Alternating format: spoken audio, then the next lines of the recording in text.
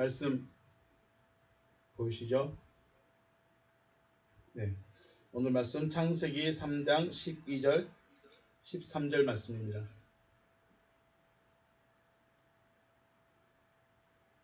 창세기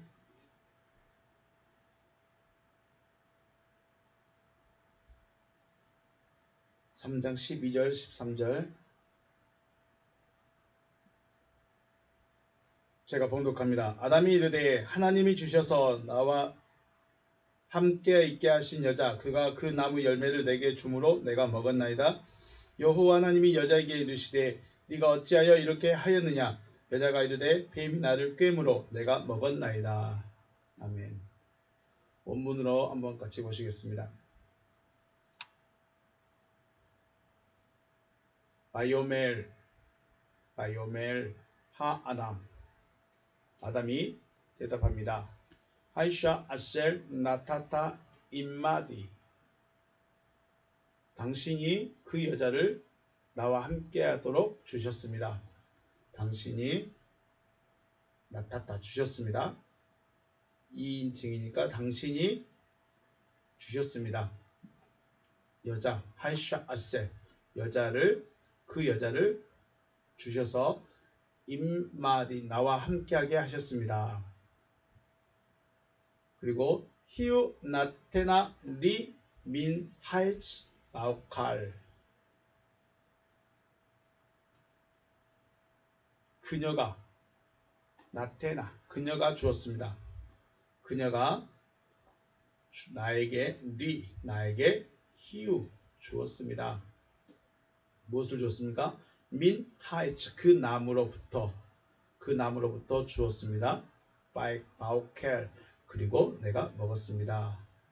라고 말하고 있습니다. 13절 말씀입니다. 13절 말씀에 또 바요멜 말씀하십니다. 누가 말씀하셨습니까? 예호바 엘로힘 여호와 하나님께서 말씀하십니다. 라이샤 여자에게 말씀하십니다. 마조 아시트 네가 지금 무엇을 행하였느냐.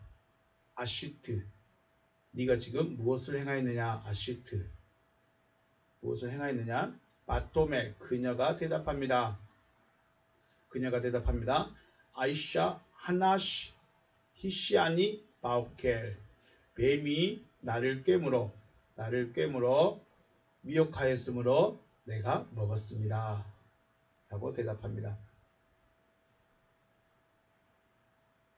오늘은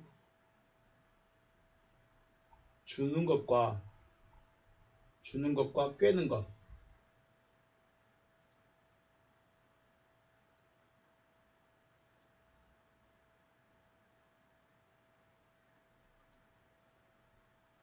주는 것과 꿰는 것에 대해서 생각해 보겠습니다. 주는 것과 꿰는 것. 자,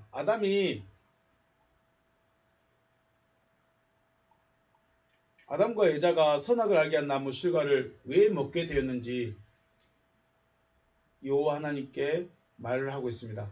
아담이 왜 먹었는지 또 여자가 왜 선악을 알게 한 나무를 열매를 먹었는지 하나님께 말하고 있죠.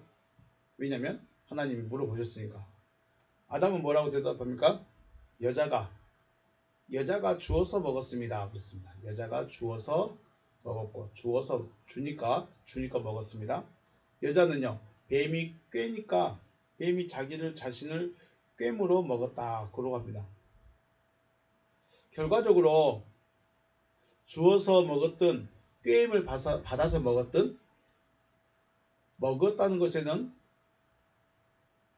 먹었다는 것은 같습니다.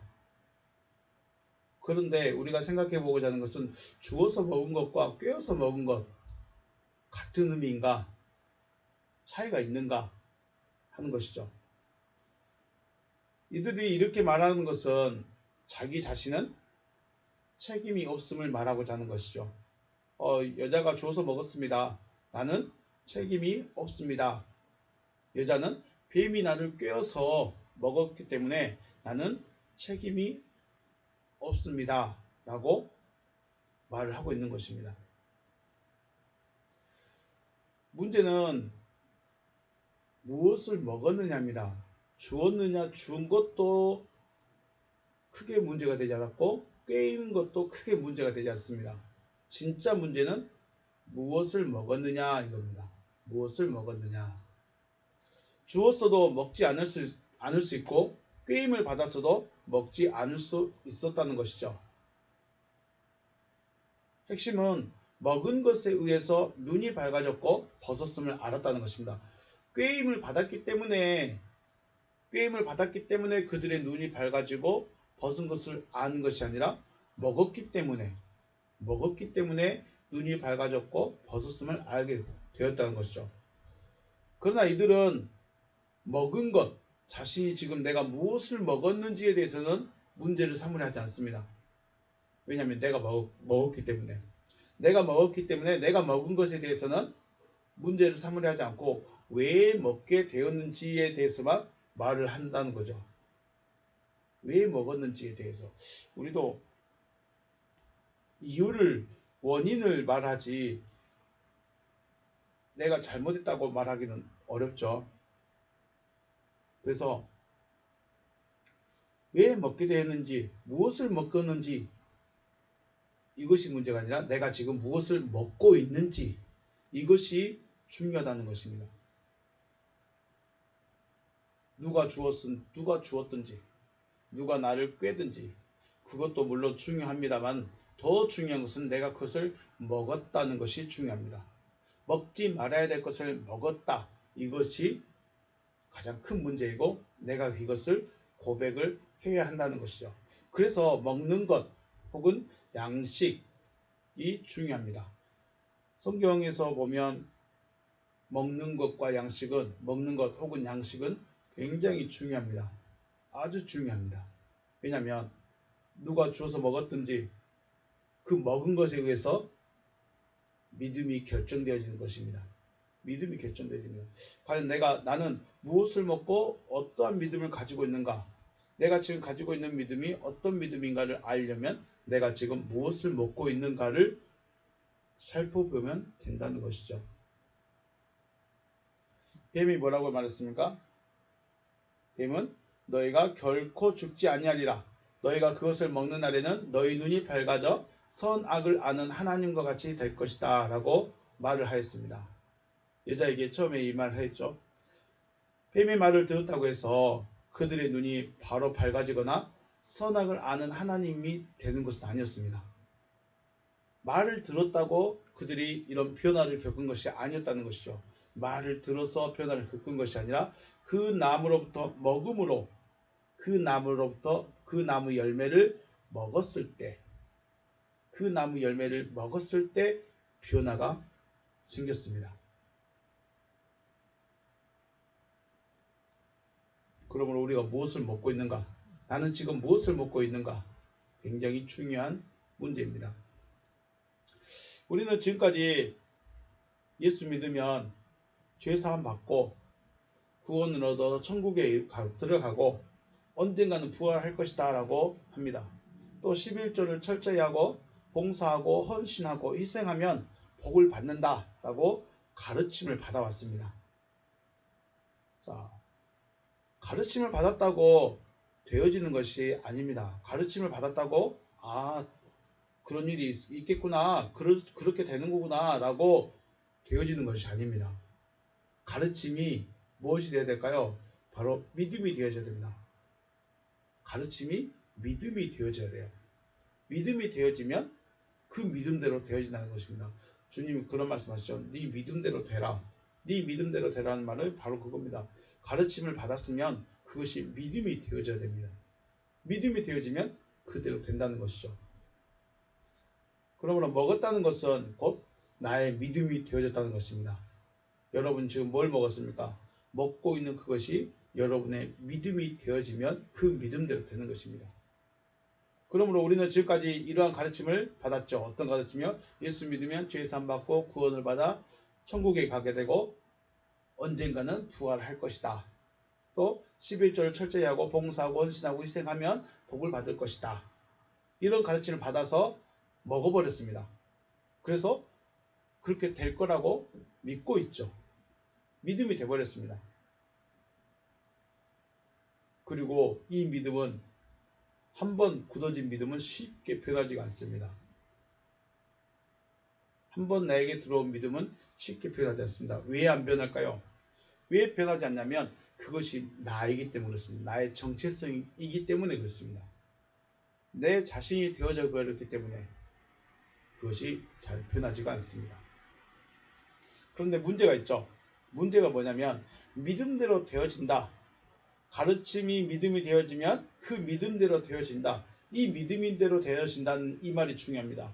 믿음대로 된다고 해서 예수 믿으니까 구원받고 언젠가 부활할 것이다 라고 믿는다는 것은 구원의 방향성과 하나님의 구원의 방향성과 전혀 다른 것이기 때문에 전혀 다른 결과를 맞게 된다는 것이죠.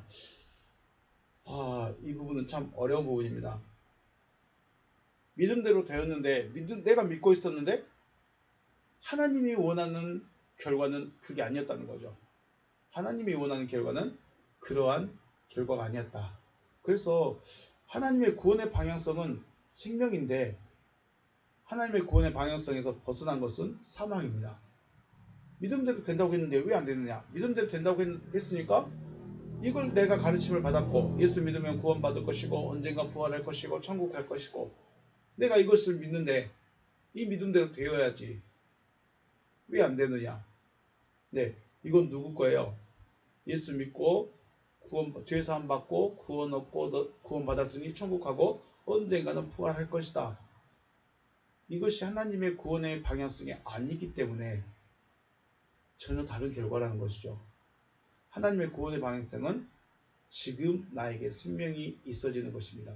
지금 나에게 생명이 있어지는 것이죠. 하나님의 구원의 방향성에 맞춰서 우리가 믿어야 된다는 것입니다.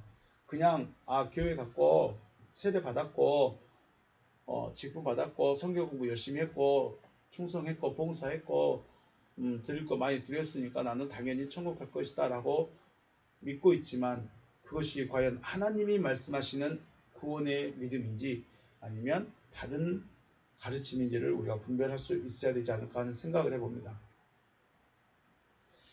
자, 에레미야 말씀 보시면 에레미야 4장 10절 말씀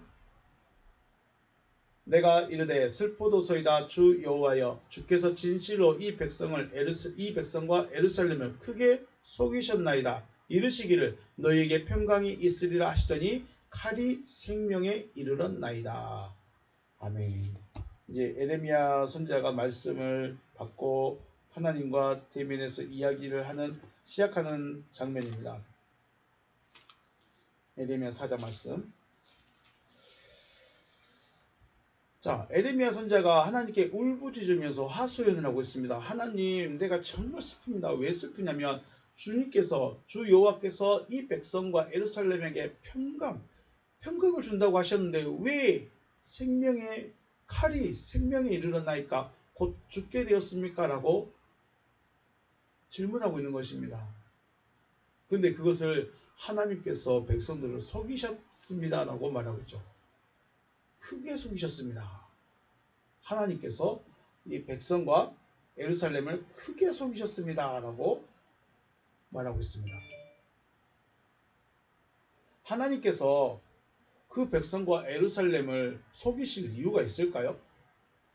굳이 내가 너에게 평강 줄게. 그럼 나 따라와. 나 따라오면 내가 평강 줄게 해놓고 따로 갔더니 하나님이 갑자기 사망으로 그들에게 갚아주실 이유가 있을까요? 그러면 그 하나님을 어떻게 믿고 따라갑니까?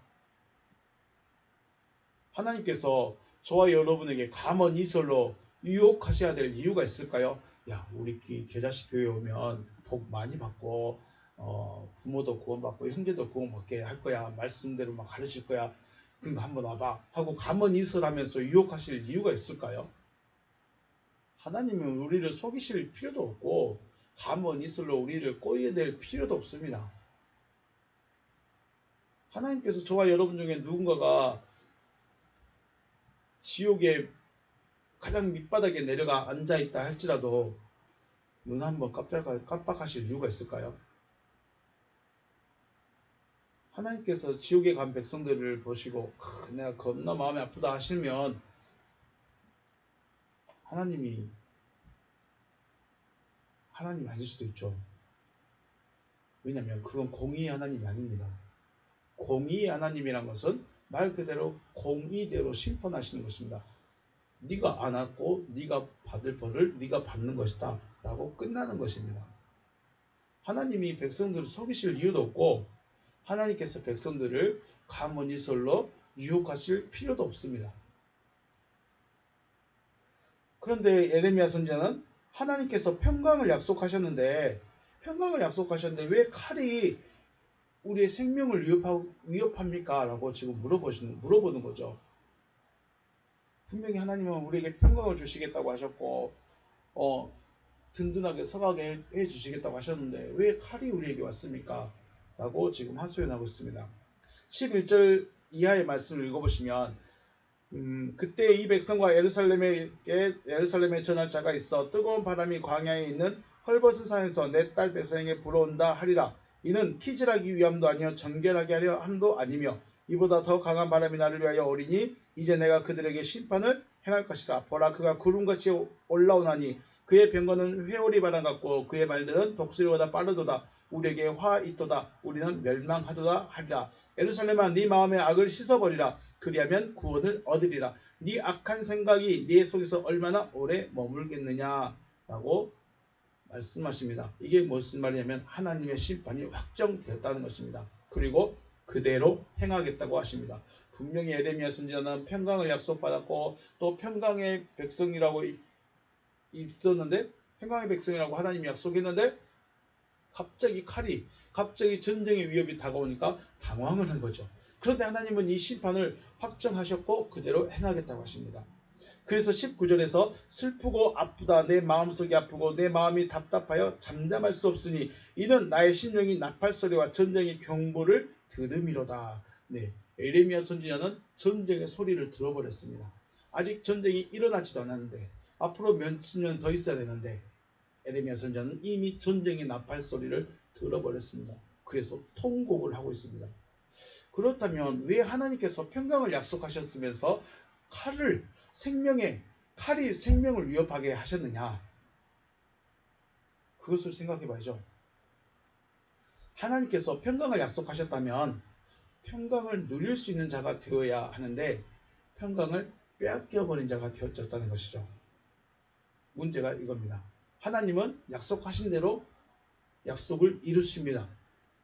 중요한 것은 그것을 누리고 간직할 수 있겠느냐, 그것을 지킬 수 있겠느냐, 그것을 유지할 수 있겠느냐 이겁니다. 하나님께서 축복하셨다면 그 축복을 누릴 수 있어야 되는 것이죠. 또한 평강은 주어지는 것이 아니라 쟁취하는 것입니다. 내가 하나님의 평강을 내가 뺏어내는 거라는 것이죠. 그리고 평강이 올 수 있도록 길을 열어놓아야 되는 것입니다.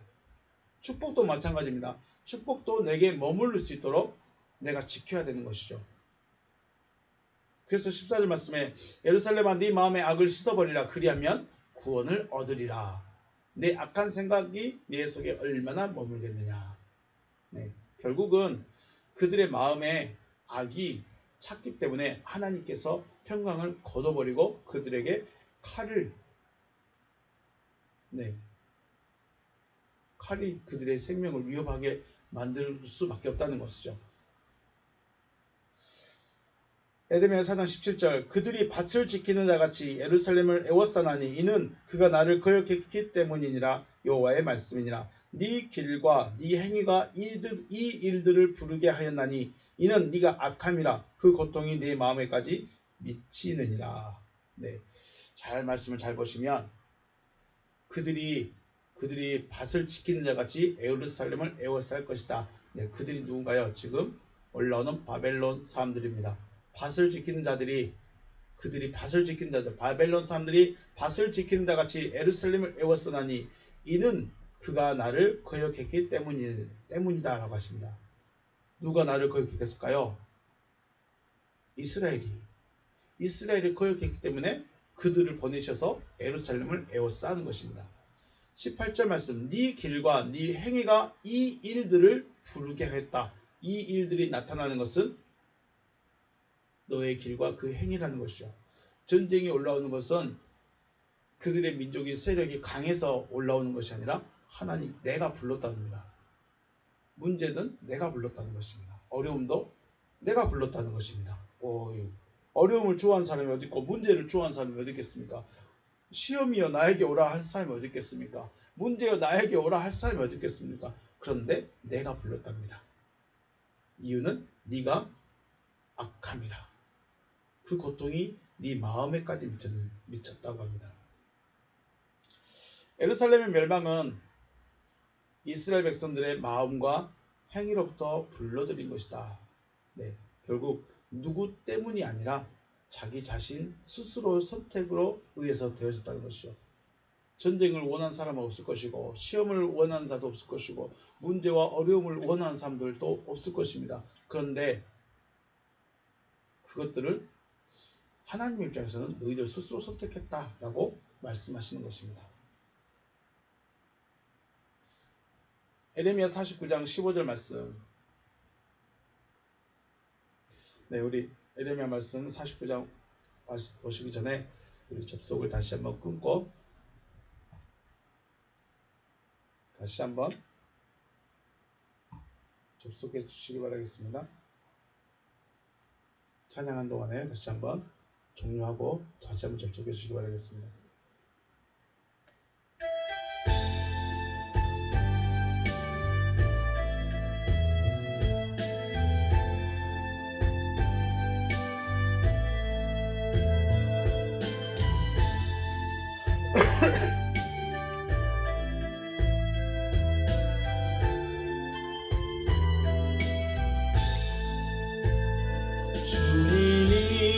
홀로 가신 그 길 나도 따라가오. 모든 물과 피를 흘리신 그 길을 나도 가오. 험한 산도 나는 괜찮소. 바다 끝이라도 나는 괜찮소. 죽어가는 저들을 위해 나를 버리길 바라오. 아버지 나를 보내주오. 나는 달려가겠소.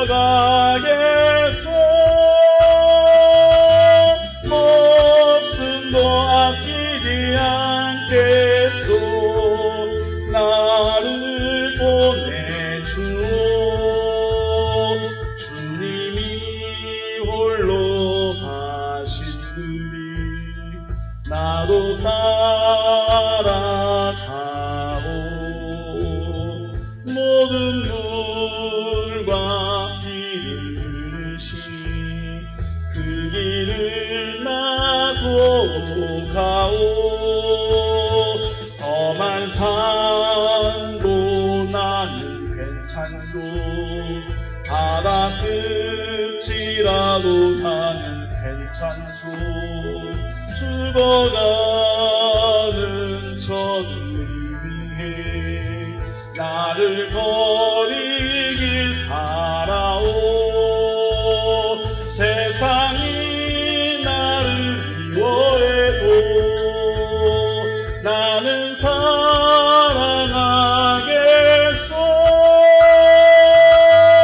세상을 구원할 십자가 나도 따라가오. 주님이 홀로 가시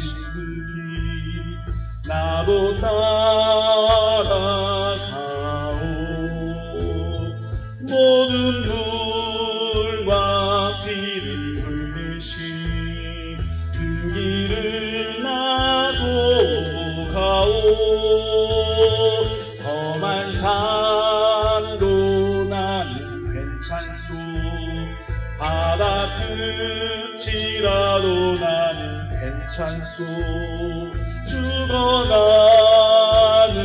저들을 위해 나를 버리길 바라오. 생명을 버리면서까지 나를 사랑한 당신, 이 작은 나를 알아주오. 나도 사랑하오.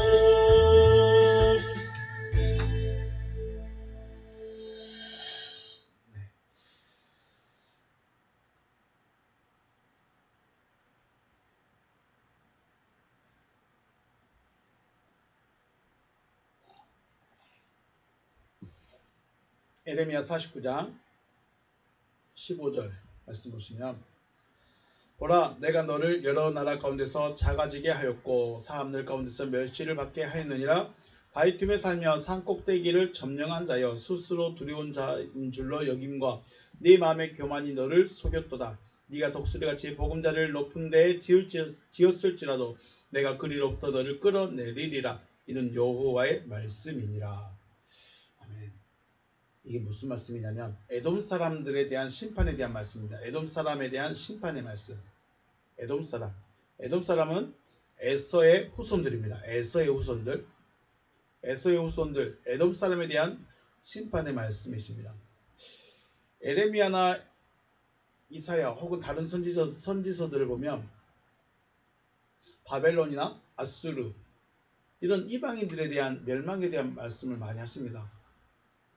이방인들은 왜 이런 말씀하실까? 왜 이방인들에 대해서, 이방인들의 멸망에 대해서, 이방인들의 심판에 대해서 말씀하실까? 생각을 해보셔야 되겠죠. 이방인들은 이스라엘 백성들을 옳은 길로 인도하시기 위한 채찍과 지팡이로 사용하십니다.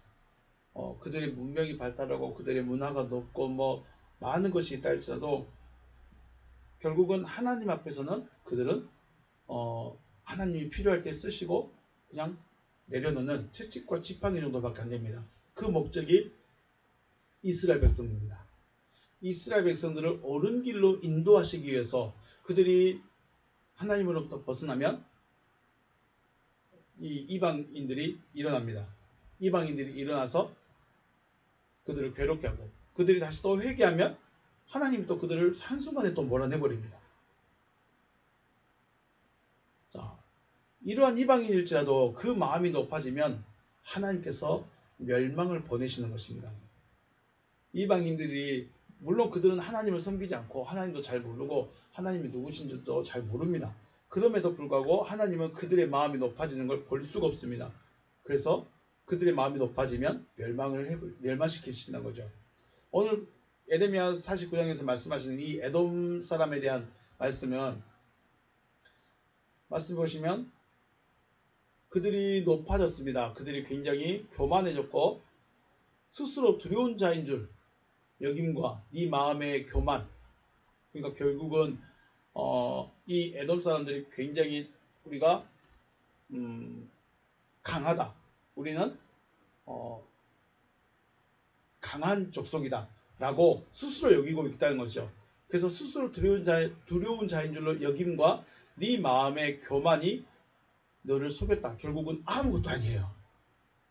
결국은 아무리 이 이스라엘을 괴롭히고 그들이 호전적이고 전투를 잘하고 전쟁을 잘한다 할지라도 하나님 앞에서는 아무것도 아니라는 거예요. 너를 속였다. 스스로가 자기 자신을 속여버린 거예요. 나는 강하다. 나는 전쟁을 잘한다. 나는 독수리같이 높은 보금자리에 있다. 아무도 나를 괴롭히거나 건들지 못한다. 스스로 높아져 버린 것이죠. 근데 중요한 것은 자기가 자기를 속인 것입니다. 실상은 안 그런데, 실상은 아무것도 아닌데, 실상은 아무런 힘도 없는데 스스로가 그렇게 생각하는 거예요. 그렇게 스스로 생각하는 자체가 자기가 자기를 속인 거라고 지금 하나님이 말씀하시는 것입니다. 에돔에게 말씀하시는 것은 자기 자신이 자기 자신에게 속았다.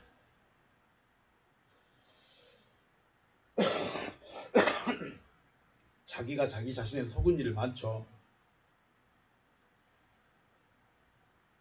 우리는 스스로가 믿음이 있다. 나는 잘 믿고 있다. 혹은 나는 죄의 사함을 받았다. 나는 구원을 받았다. 나는 하나님의 백성이다. 이러한 것들이 어떤 증거가 없으면, 하나님이 예정해 놓으신 길이 아니라면 자기가 자기에게 속은 것이죠. 그래서 모양만 내고 있는 것이죠.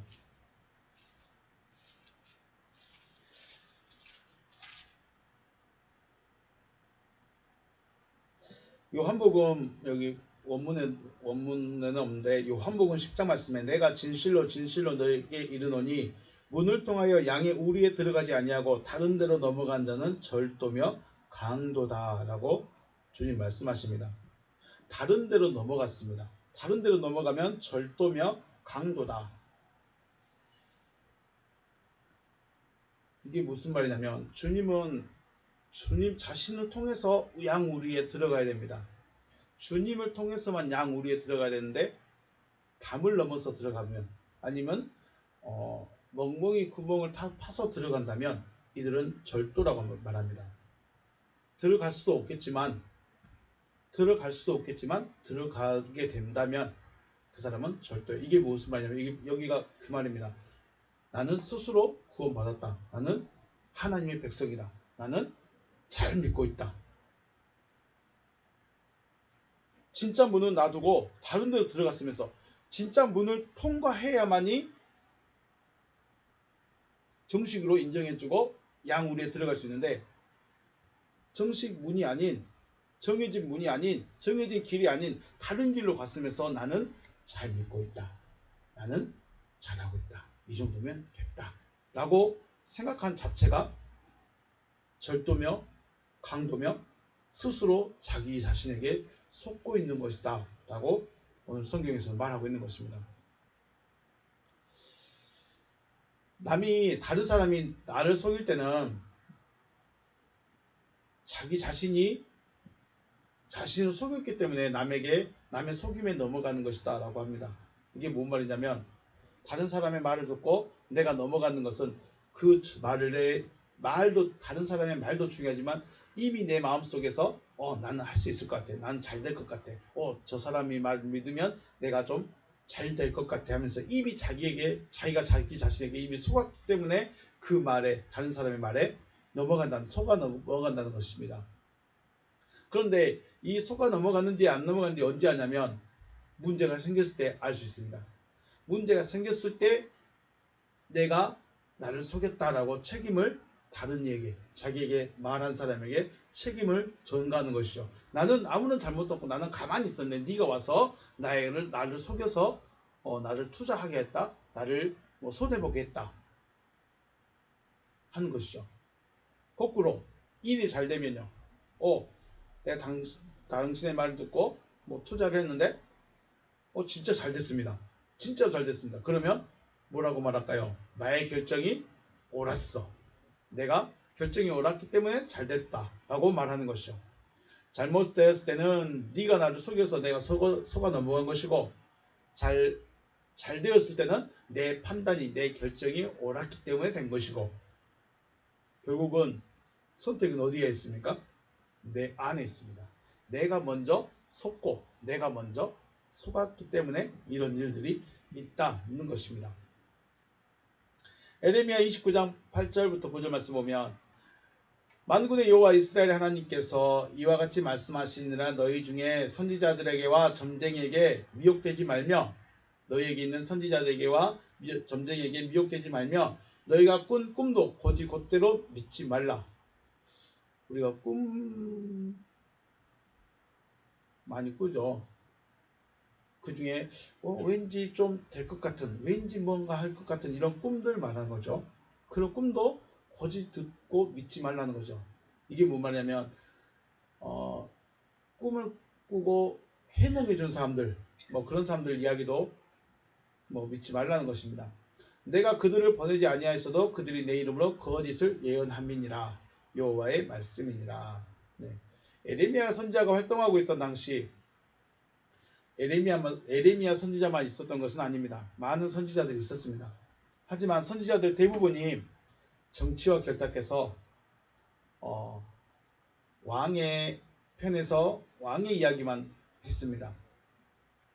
그래서 하나님의 심판에 대한 말을 하지 않고 오히려 자기의 자리를 지키기 위한, 자기의 위치를 유지하기 위한 그런 일들만, 그런 말들만 많이 했다는 것이죠. 그래서 왕이 전쟁을 나가게 되면 승리할 것입니다. 잘 될 것입니다. 이런 길한 예언들만 해줬다는 것입니다. 그러다 보니까 하나님의 심판에 대한 말씀은 하지 않고 오히려 하나님은 우리에게 평안을, 하나님은 우리에게 평강을 약속하셨다. 잘 될 것이다. 평안할 것이다. 라고만 말하고 있다는 것입니다. 그런데 유독 에레미야 선지자만 아니다. 다 거짓 선지자다라고 선언을 해버리죠. 하나님은 심판을 결정하셨고 70년 포로 생활을 결정하셨다는 것을 에레미야 선지자만 선포하고 있었습니다. 다른 선지자들은 에레미야 선지자를 거짓 선지자라고 해서 옥에 가둬버립니다. 100명이 똑같은 말을 하는데 왜 너만 다른 말을 하고 있으면서 네가 맞다고 말하냐. 100명은 우리가 맞다. 이래버리면 할 말이 없는 거죠. 하나님의 말씀은 다수가 외친다고 옳은 것도 아닙니다. 물론 소수라고 해서도 옳은 것은 아닙니다. 하나님께서 무엇을 말씀하시는가, 왜 그렇게 말씀하시는가를 들을 수 있어야 되는 것이죠. 에레미야 선지자만 있었던 것이 아니라 많은 선지자들이 있었지만 그들은 하나님이 무엇을 말씀하시고자 하는 것을 관심이 없었습니다. 자기 자리 지키기 위해서 정치와 결탁하고 왕에게 아부성 발언을 많이 할 수밖에 없었습니다. 그래서 그들은 하나님의 말씀을, 하나님의 뜻을 들을 수 없는 자들이 되어버렸어요. 많고 적음의 문제가 아닙니다. 많은 사람들이 가고 있다고 해서 맞는 것도 아니고 그렇다고 적다고 해서 옳다는 것도 아닙니다. 하나님이 무엇을 말씀하시는가? 왜 그렇게 말씀하시는가? 왜 무엇 때문에 우리가 구원을 얻어야 되고 왜 우리가 믿어야 하는가? 이런 것에 대한 기본적인 하나님의 생각을 들을 수 있어야 하지 않을까 하는 생각을 해봅니다. 에레미야 29장 11절 말씀에 여호와의 말씀이니라 너희를 향한 나의 생각은 내가 안하니 평안이요 재앙이 아니니라 너희에게 미래와 희망을 주는 것이라 너희가 내게 부르짖으며 내게 와서 기도하면 내가 너희들의 기도를 들을 것이요 너희가 온 마음으로 나를 구하면 나를 찾을 것이요 나를 만나리라. 아멘. 이 말씀은 포로 잡혀갈 것을 이미 선언해버렸죠. 포로로 잡혀갑니다. 그들은. 포로로 잡혀갈 그들을 향해서 이것은 평안이라고 말합니다. 재앙이 아니라고 말합니다. 누가 이걸 보겠습니까? 누가 이 말을 듣겠습니까? 당시에는 심판이고 징계처럼 보입니다. 그러나 결국은 평안이며 희망을 주기 위한 것이라고 하나님이 말씀하십니다.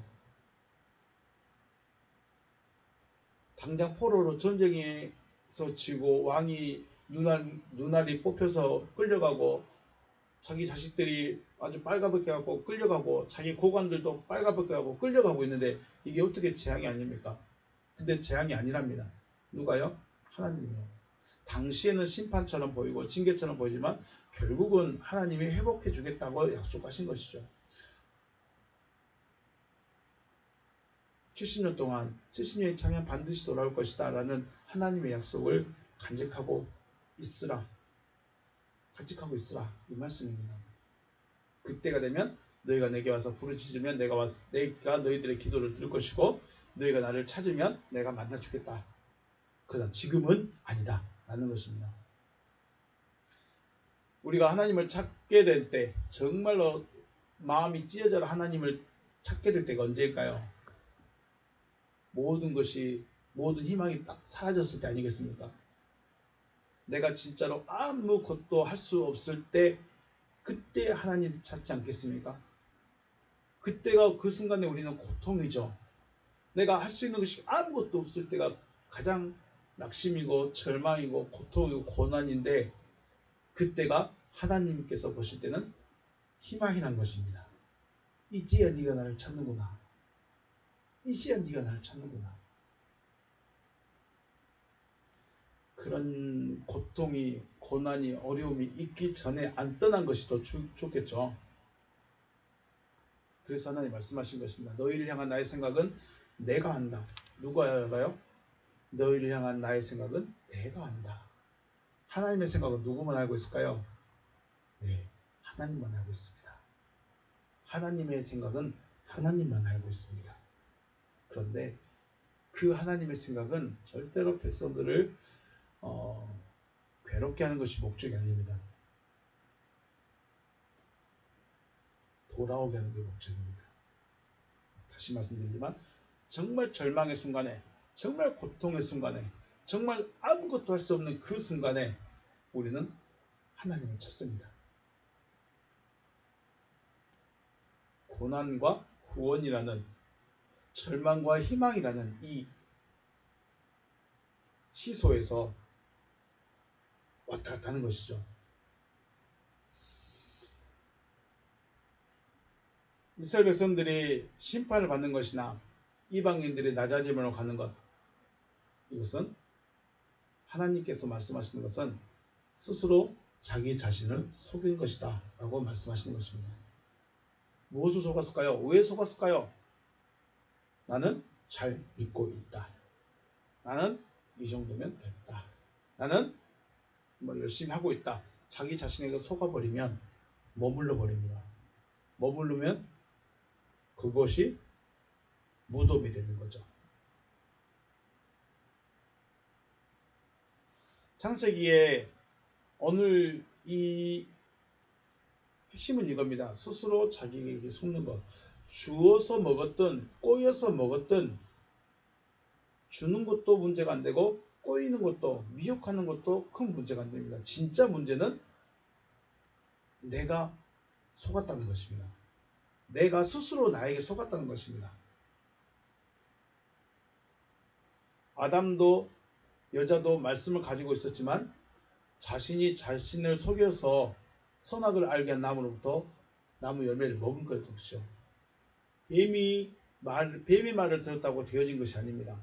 뱀의 말을 들었다고 그들이 눈이 밝아진 것이 아니라는 것입니다. 그럼 그들이 무엇을, 어떤 모습에, 어떤 자신에게 속았을까요? 여러분은 아담이 또 여자가 무엇에 속았을까요? 자신의 무엇에 속았을까요? 나는 하나님의 택하신 자야. 안 죽어. 나는 하나님이 피를 발라서 구속해둔 자야. 난 하나님이 안 버려. 아담이 그러지 않았을까요? 나는 저 네페시하야, 다른 네페시하야들보다 탁월해. 하나님이 나를 버릴 수는 없어. 물론 뱀의 말도 영향력을 줄 수 있습니다. 여자가 아담에게 줬을 때 여자라는 그 존재 자체가 아담에게 영향력을 미칠 수는 있습니다. 그죠? 그런데 더 중요한 것은 선택은 누구에게 있습니까? 자기 자신에게 있다는 것입니다. 하나님의 말씀이 아닌 말씀을 들을 수 있습니다. 하나님의 말씀이 아닌 말씀도 들을 수 있죠. 여러 가지 설교를 듣다 보면 꼭 하나님의 말씀이다 라고 정해놓고 듣지 않는 이상은 그럴 수 있겠죠. 그럴지라도 하나님의 말씀이 아니라면 받아들이지 않아야 된다는 것이죠. 그런데 우리는 들으면 믿어져 버려요. 들으면 믿어진다는 것은 그 상대에 대한 신뢰가 있습니다. 그 상대에 대한 신뢰가 없이는 아무리 들어도 듣는 둥 마는 둥이 되겠죠. 그런데 신뢰가 있다면, 그 사람에 대한 믿음이 있다면 들은 그 말씀이, 그 가르침의 그 말이 믿음이 되어버린다는 것입니다. 우리가 이미 받아온 가르침에 의해서 믿음이 생겨버리면 더 이상 하나님의 말씀을 듣고 받아들일 수 없는 상태가 되어진다는 것이죠. 자주 말씀드리지만 예수님께서 하나님의 말씀, 예수님은 누구의 말을 전하죠? 예수님은 하나님의 말씀을 전했죠. 예수님은 누가 뭐라고 해도 하나님의 말씀을 전했습니다. 그리고 많은 사람들이 실제로 그 앞에서 말씀을 듣고 있습니다. 하지만 예수님 이전에 들었던 자기들이 가지고 있던 그 믿음, 자기들이 가지고 있던 그 신앙, 그것들이 믿음이 되었기 때문에 예수님의 말씀을 듣기를 거부하는 것과 같은 것이죠. 아무리 하나님이 와서, 아무리 예수님이 만약에 진짜로 예수님이 지금 이 세대에 오셔서 예수님이 내가 하나님의 아들이다라고 말하면서, 예수라고 말하면서 하나님의 말씀을 전한다고 한다면 들을 수 있는 사람이 있을까요? 혹시 사도 바울이 갑자기 짠하고 나타나서 내가 바울이야, 내가 하나님의 말씀을 전할게 한다고 한들 들을 수 있는 사람이 있을까요? 못 듣습니다. 왜냐하면 이미 내 안에 나로 정해진 믿음이 있기 때문에 받을 수가 없습니다. 그래서 우리는 부활주일날도 말씀드렸지만 어디에서 나와야 돼요? 무덤에서 나와야 돼요. 무덤에서 나와야만이 들을 수 있습니다. 무덤에서 안 나오면 예수님이 오셔도, 예수님이 옆에 계셔서 말씀해도 못 듣습니다.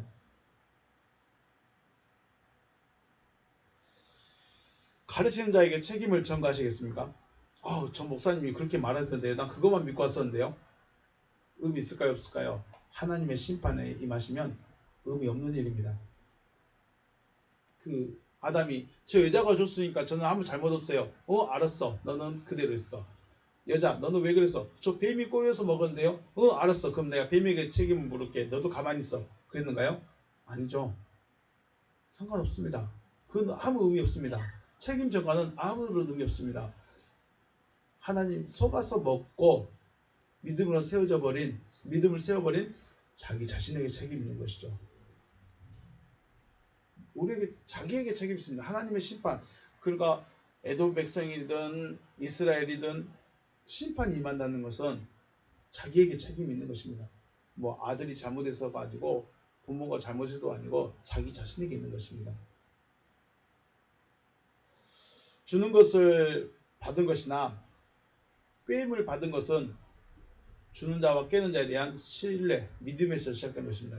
그 사람에 대한 믿음에서 시작되는 것이며, 그것은 근본적으로 내 안에서 자신이 자신을 속이는 결과로 나타난다는 것입니다.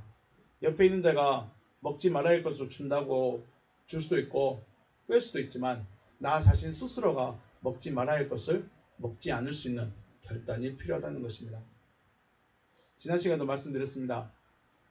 이미 선악을 알게 한 나무 열매를 먹음으로 눈이 밝아졌고 자신들의 벗음을 알게 된 아담과 그 여자에게 하나님께서 찾아오셔서 왜 먹었느냐 물으신 것이 아니라, 어떻게 너의 눈이 밝아졌고 어떻게 너의 벗었음을 알게 되었느냐, 그 원인으로부터 분리되어져야 한다라고 말씀하시는 것입니다. 지금 오늘 본문의 3장에서 3장 10절부터 하나님이 아담을 찾아오셔서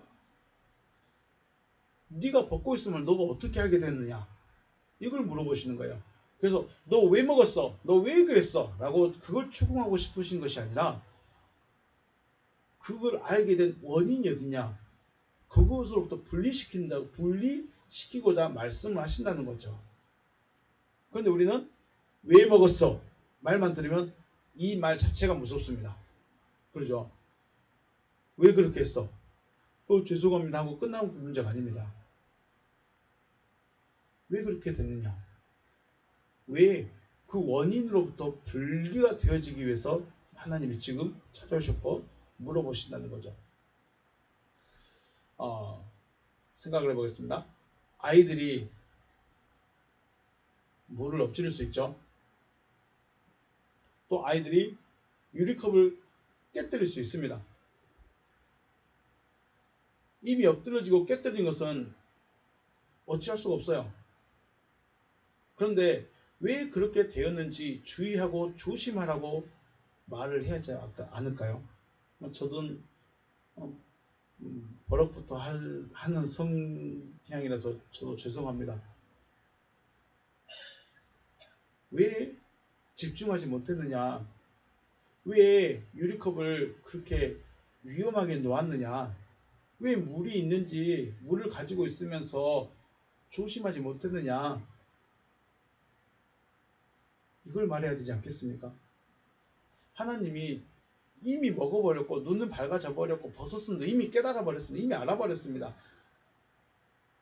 너희 다시 다 아프자. 다시 다 아프고 다시 시작하자. 이렇게 할 수가 없다는 것이죠. 그래? 일단 그렇게 됐으면 우리 그 원인부터 찾아보고 그걸 분리시키자. 하나님 지금 그거 말씀하시는 것입니다. 지금 우리에게 너 왜 너는 죄 지었고 너는 왜 그렇게 살고 있고 너는 왜 믿음이 그거밖에 안 돼요. 너는 그게 문제가 아니라 그렇게 할 수밖에 없는 그 원인이 무엇이냐.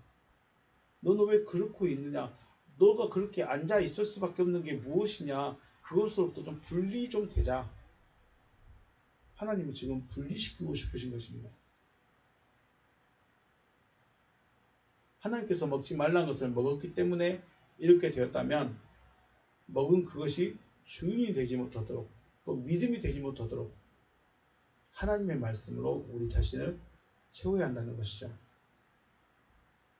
우리가 지금 선악을 알게 한 나무와 또 아담과 하와 계속 이야기를 나누고 있는데 하나님은 이미 엎드러진 물, 아담은 이미 엎질러진 물이 되어버렸습니다. 그러면 그것이 하지 않게 다시 그 말이 그 선악을 알게 한 나무의 가르침이 아담 안에서 왕이 되지 못하게 아담 안에서 아담을 다스리지 못하도록 이걸 뽑아내는 작업이 필요하다는 것입니다. 이 뽑아내는 작업은 말 그대로 하나님의 말씀이 있었는데 뱀의 말 선악을 알게 한 나무가 들어와서 왕이 바뀌어버렸으니까 이 왕을 다시 바꿔줘야 되죠. 하나님은 이 작업을 하고 싶으신 거예요. 지금 우리는 선악을 알게 한 나무, 죄가 내 안에 그대로 있기 때문에 하나님은 말씀을 주셔서 이걸 바꾸고 싶은 거예요. 그런데 이걸 바꾸려면 다른 것이 아니라 내 의식이, 내 생각이, 내 스스로가 이걸 바꾸기를 원해야 된다는 것이죠. 그렇지 않으면 예수님이 옆에 오셔서 말씀해도 못 듣습니다. 아무리 예수님이 옆에 와서 말씀해도 들을 수가 없습니다. 자, 우리 자신 스스로에게 속지 마시고 또 내 주인이 누구인가? 과연 말씀이 내 안에 들어와서 말씀이 나의 주인이 되어졌는가?